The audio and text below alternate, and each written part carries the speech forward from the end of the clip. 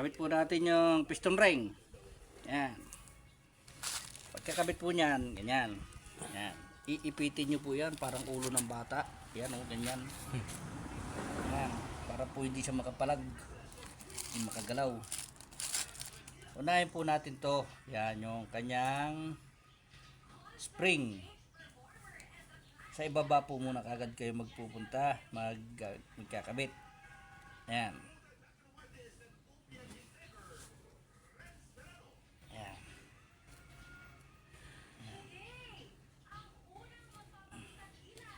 Pagkakabit po ng piston ring, ipihit nyo kagad.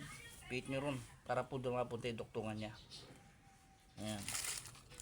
Kasi po pagka ikinabit nyo to at nandito pa rin siya, magkakatugon po sila niyan. Kailangan nandun yung duktong ng spring, andito yung duktong nito para pulis siya. Wala pong tanda yan. Yan. Wala pong marker, kaya baliktaran siya.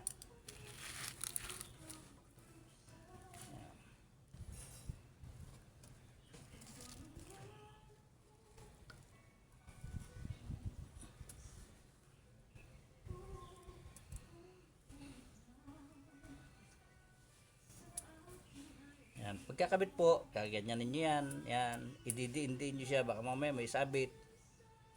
O, kailangan po bumaon siya ng buo. Para po pagka ikinabit nyo yan, hindi po mabalik. Yan.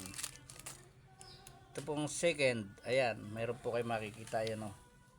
Second top. Ayan o. Ito naman po ang ating pangkabit. Ayan. Ayan. DIY. Wala po nabibili niyan.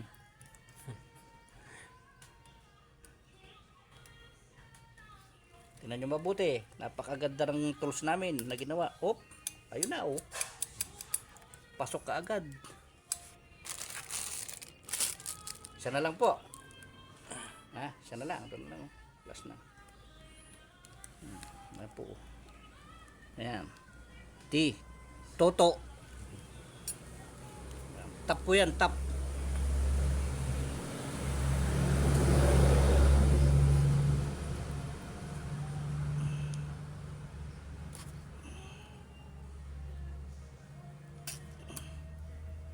Oh, ay, pasok ka agad. Oh. Oh, ha? Basta po, wala pong kaipit-ipit. Okay. Dito sa pogi ka tumingin. Dito. Babay na. Babay na po.